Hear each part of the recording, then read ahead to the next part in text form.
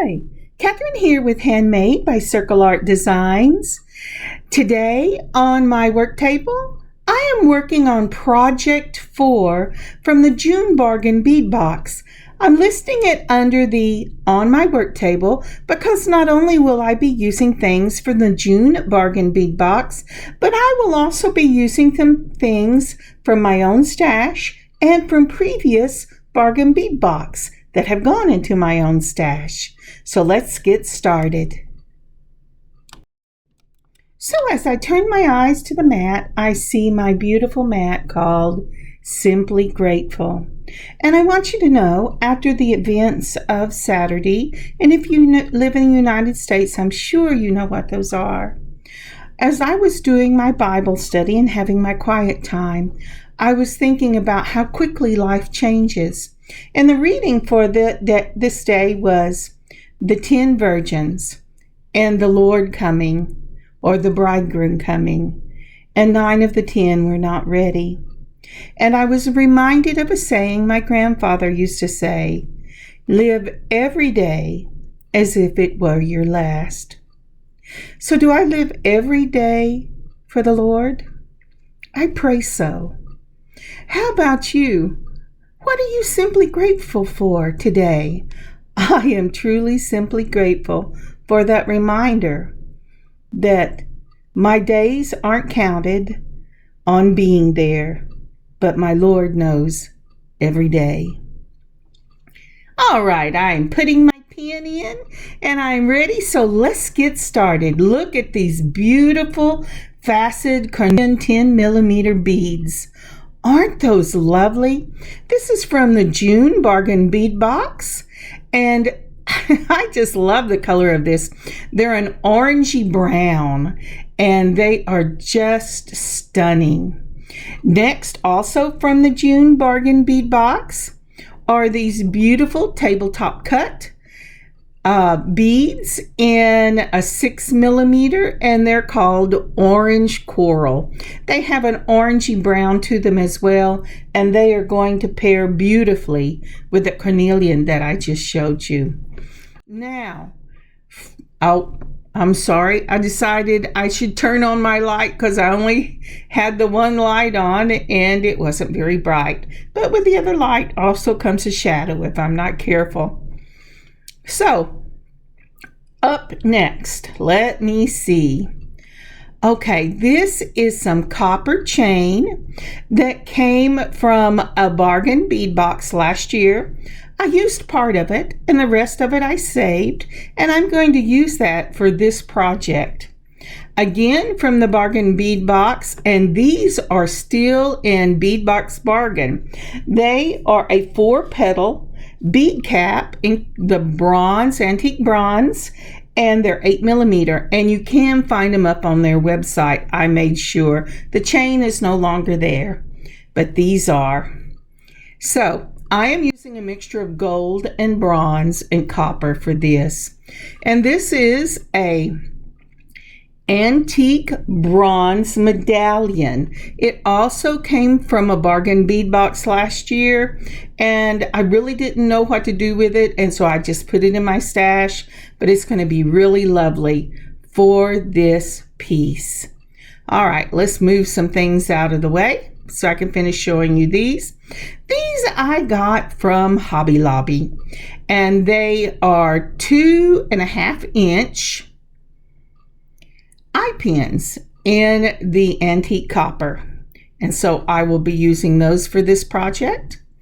And then I am also going to use a brushed antique copper bell from my own stash, and one of those little connectors. They look kind of like little peanuts, or a number 3, and I will be using 3 of those, but you could use jump rings. Now, from my own stash, I have pulled out some leather suede. This is in a brown orange, and it is going to really pair with these colors. Oh, excuse me.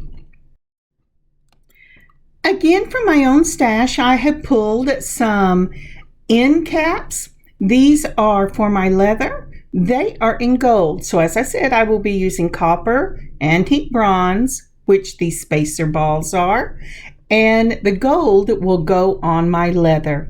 Now I'm going to get started once I move everything back. And oh yes, one more time, we have the table cut, the 4-petal bead caps, the copper chain, the antique brass medallion, the little links, and these links look like the number 3, our carnelian, and the leather. So let me put a piece of paper down on my mat because I don't want to get glue all over my mat. As you can see, my heavy piece of paper, I have used a lot.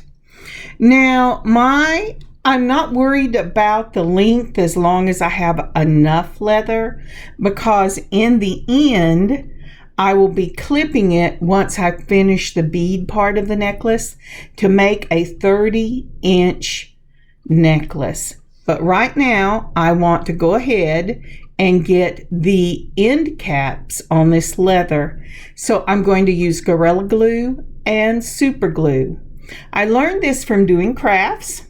If I put just a dot of the super glue into the bead cap and then put the Gorilla Glue into the bead cap, and yes, I use toothpicks, then what will happen is that super glue will dry quickly and hold it in place, and the bead cap, and the Gorilla Glue in the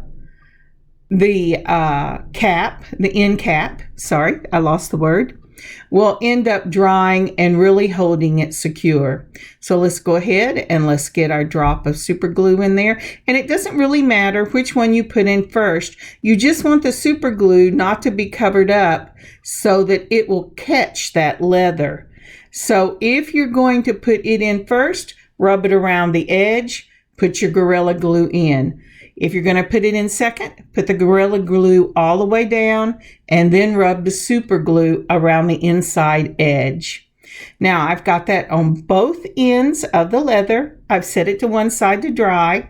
I've pulled out my antique bronze spacer balls.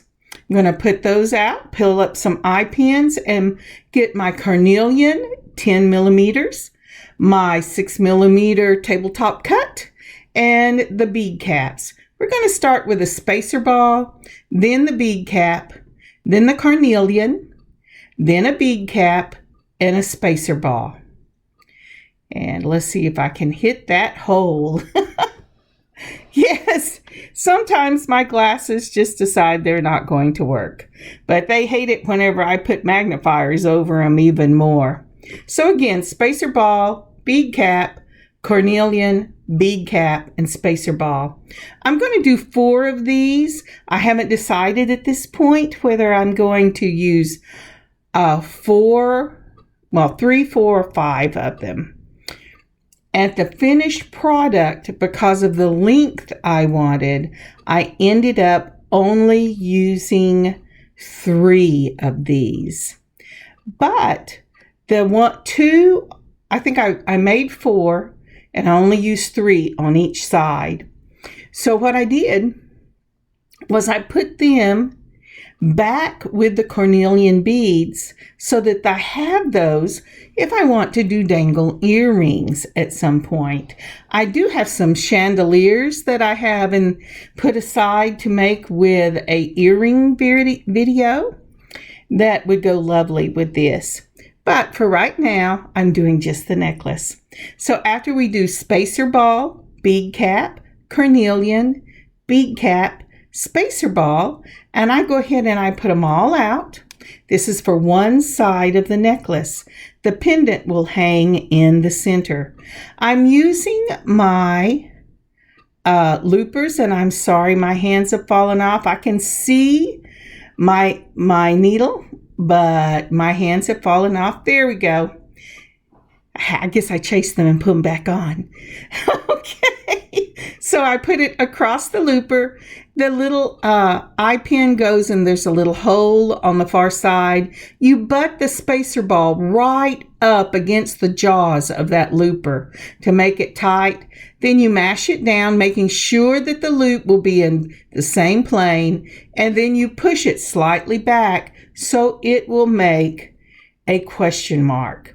The reason you want to make a question mark, it will be easier for you to make the loop over the center of your component if you start out with a question mark. Now that I've gotten all of those done, I'm going to take my straight nose pliers. I'm going to put that loop on the straight nose pliers, and I'm going to bend the wire until it touches the straight part of the rest of the eye pin. Then I take and turn it back just a little. I'll take my chain nose, I'll close it up so that it is closed and touching the straight part, just like that. Sometimes it takes more than once. You want to make sure it's closed. And then I have one component with both the top and the bottom centered over the center of the bead. Okay, again, get the straight nose. You're going to move it all the way back. I turn it so that I can see the bottom. I catch just the tip of the straight nose and pull it back to where it is lined up over the center of the bead. Then I take the chain nose or the curved nose and make sure that it is completely closed. I used to not use the chain with it and just trusted for my straight nose to close it, but depending on the strength of the eye pin you're using, sometimes it's very resilient in wanting to go back to where it remembered it was. As I've told you with jump rings, metal, like clay, if you've ever worked with clay and ceramics, has a memory, and it really wants to remember where it started out and go back to that place. So it's up to us as the creators to make sure that we get all our little ends closed so they cannot be lost. All right, so I've got those done. I have to do 4 on the other side. Now that I have 4 for each side, I'm going to go ahead and we're going to do the component with the tabletop coral 6mm beads.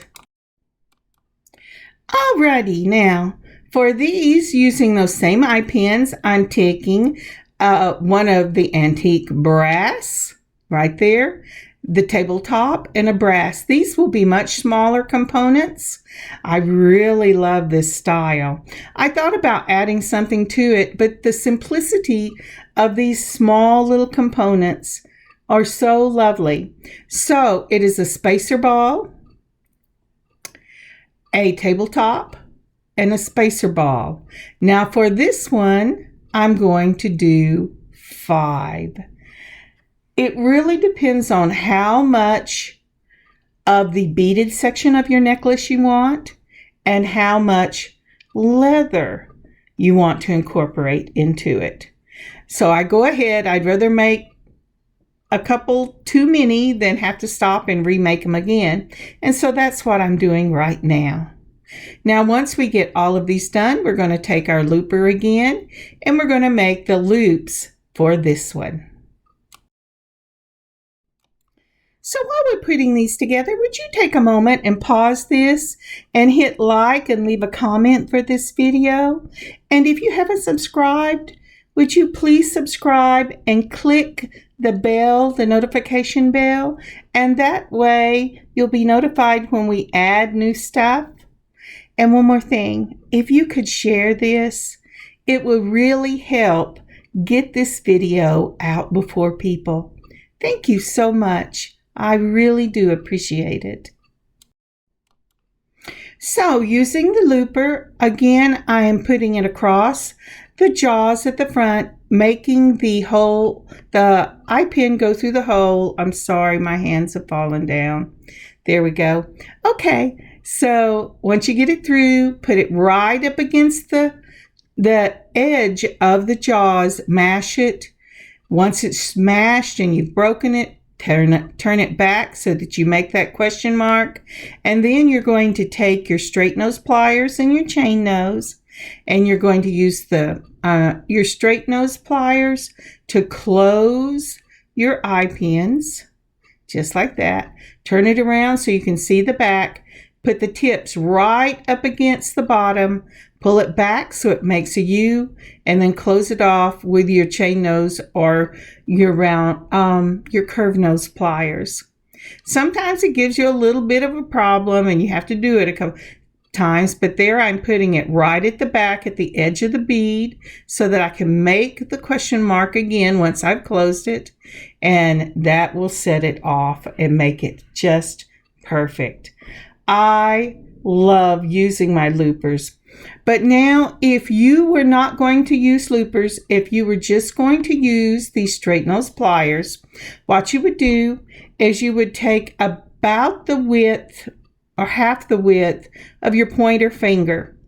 You're going to cut the length of the wire about half a width of your pointer finger. Hold the very tip of that wire wherever you want it on your straight nose pliers, because the further up you go, the bigger the loop.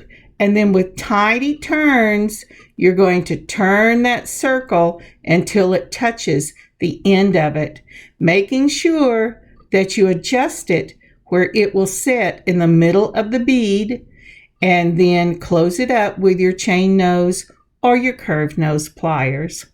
There are lots of places where you can see how to make a turn, just a regular turn loop, but that's the best I can describe it. Half a width of your pointer finger, clip it, take it. You do not want any part of the end to be sticking out. You want to turn small little turns till you get it to touch the wire, then take your curve and go ahead and close it shut. I do show you on some of my other videos how to do that. But for me, I went down to either Hobby Lobby, Joann, or Michael's, and I bought me a pair of loopers, because when I was first starting, it was very hard to get my circles as circles. All right, here I am laying this out. I laid it out with 4, and then I went ahead and put the small ones in between it, starting with the tabletop and ending with the tabletop. Now I have put some of the oval jump rings and the brass. I went ahead and went to open them up, and then I thought, I don't think that's what I want to do. But you can do that.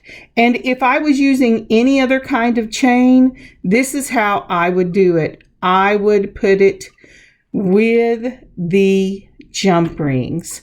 When you're opening a jump ring, hold it between 2 chain nose pliers or a chain and a curve. Turn only one wrist.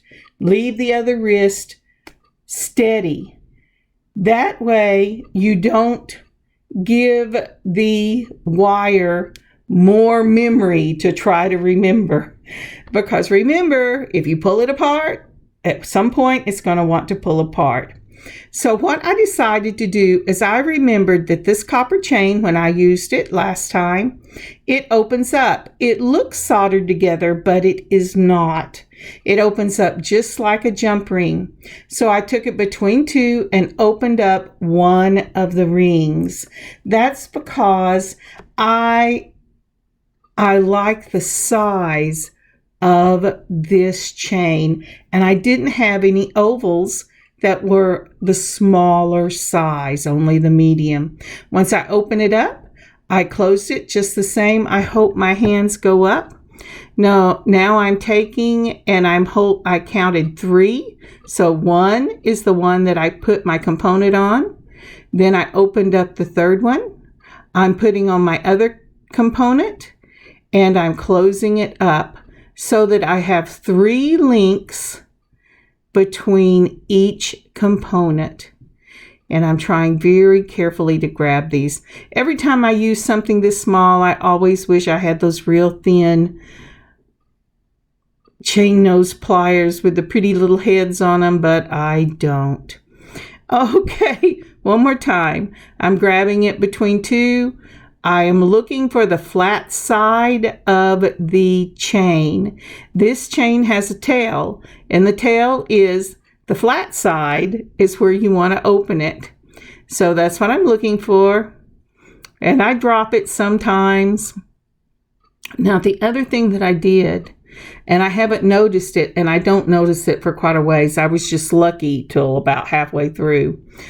I picked up the wrong chain nose pliers. I picked up the ones that have little teeth in between them, and those will scratch up your jewelry. Always use can you see the teeth when I opened it up? I didn't even pay any attention. Use the smooth ones. If all you have is teeth, then take some painter's tape or some masking tape and put a layer on there so that it does not scratch the metal surface of your jewelry. So there, I've closed that one up. I put the other end of the component on. I'm counting 3 up. I'm going to hold it. Again, I'm looking for the tail, which is the flat side, and I'm going to twist it just as if it were a jump ring. Once I grab it, here we go. Sometimes it's really hard to find it.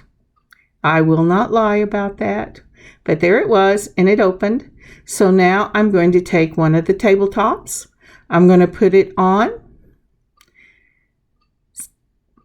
I'm going to hold it with my finger and readjust it. I'm sorry. To readjust that so I can get that in there. Because it's putting something it's like when you're a kid and you're trying to put the peg in there for teaching your baby shapes and it says, this is not going to fit in that hole. Well, that's what it was telling me. This is not going to fit. The chain, the component, and the round nose are all not going to fit there. But I just had to readjust. And so now then, I've got that one on. I'm going to have to take it off because I closed it before I took the chain off. Silly me. So I'm taking it off and pulling that one off. And now I have got the chain already opened for the next one. So I will go ahead and put this open one back on the chain. Take the other end of my component and put it on. Close it up and count 2 more links down, a total of 3. And open that third link, making a total of 3 to put on the next component. And this is just, moving it through, one on, one off, one on, one off. But the really nice thing is it gives you a really beautiful look. It doesn't look like you've pieced a lot of different things together, but it gives you consistency in that look. And that's something we want in our jewelry, is a consistency. Now, there are times when you want everything to look different. That's the pattern we're going to do, and I already did it. So I ended up using 3. Just like that, and 4 of the others. But you want that consistency. And I'm going to stop this in just a moment and do the other side. And I'll see you in just a moment. And we are back. And now we have both sides of the center of our necklace. Now then, I am going to put the bell on, but I will not be putting on the pendant yet. I'm going to join both of these pieces in the middle.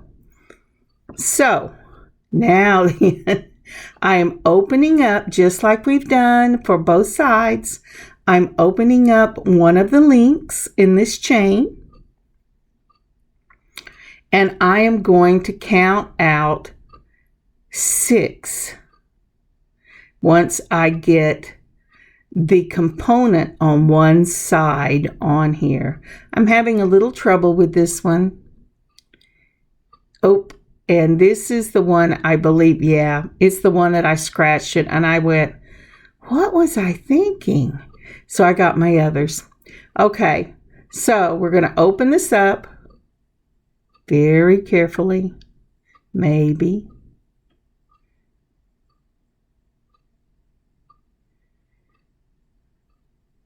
Alrighty, there we go. Okay. and I am closing the link on the component, and that takes care of one side. Now I'm going to count out a total of 6, and then I'm going to open up the link just like that and pull this chain off, and then onto this link of 6, this chain of 6 links. I got my words backwards. I'm going to go ahead and put on my bell, and again, this is a brushed antique copper bell. No, I think it's antique bronze. I think I pulled the bronze. Yes, I did. The antique bronze.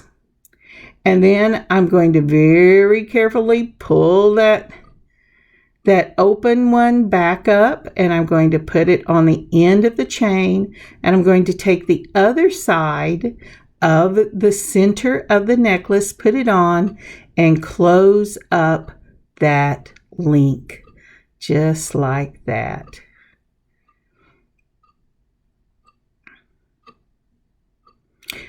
And if you'll notice, I'm always feeling what I'm doing.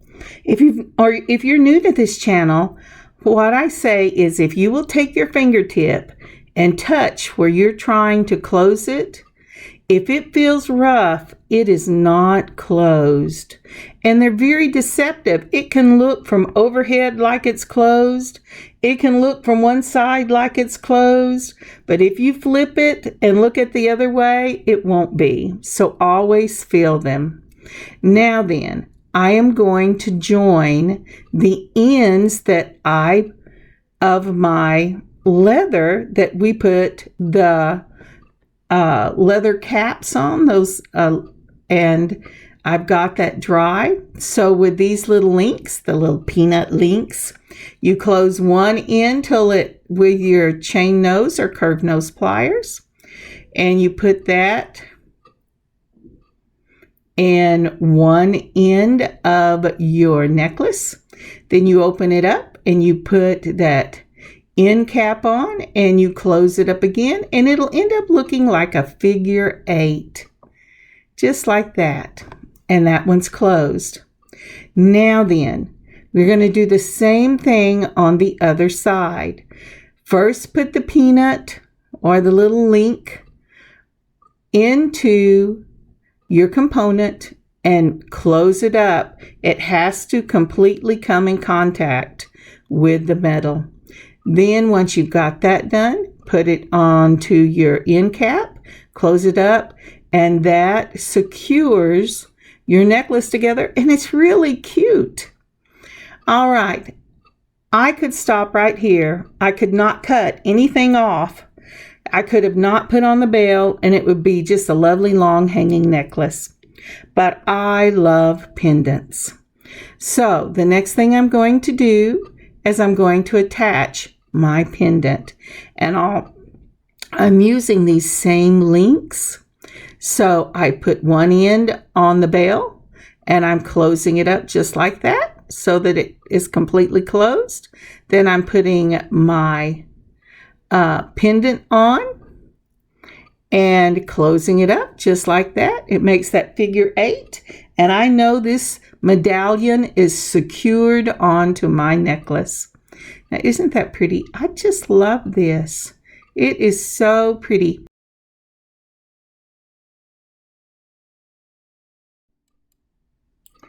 And let's see a picture of these ends.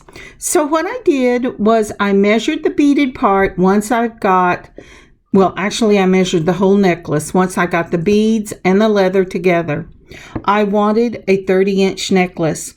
So I took measuring it, put together, and cut at the 15-inch mark. That way, it'll be 30 inches all the way around. So I also put the ends on here exactly the same way I put the ends on at the beginning of this video. So I have the gold end caps on one end of the leather, and the gold end caps on the other end of the leather. And I think that is a gorgeous piece. All right, now how do I want to finish this?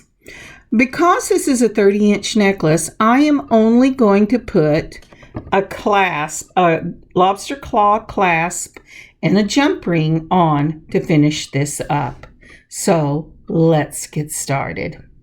Now to do that, I've made sure that the caps are nice and dry, and I did it with the glue and the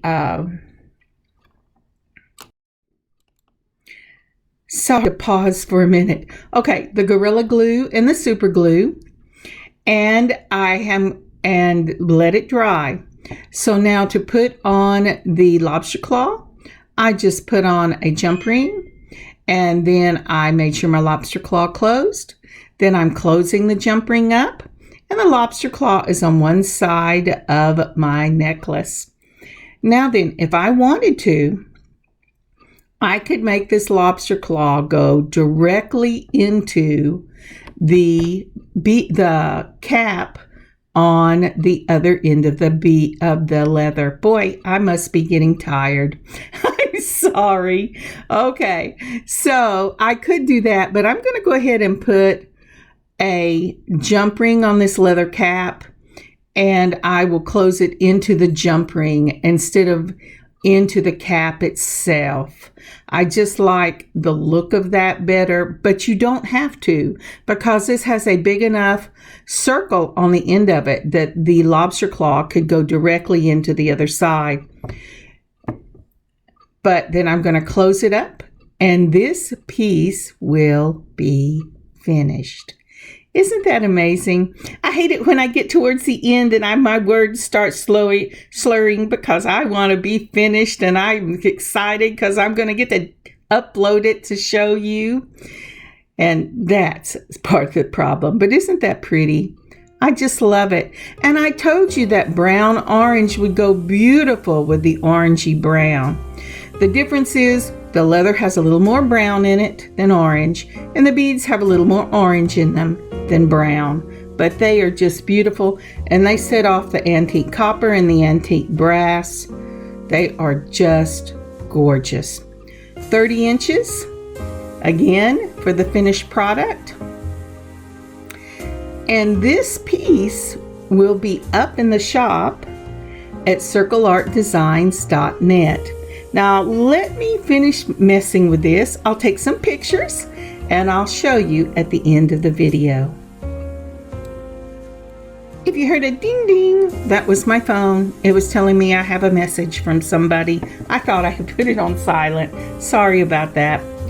Thank you so much for joining me on this beading adventure. That little flash was, did I remember to turn on the light?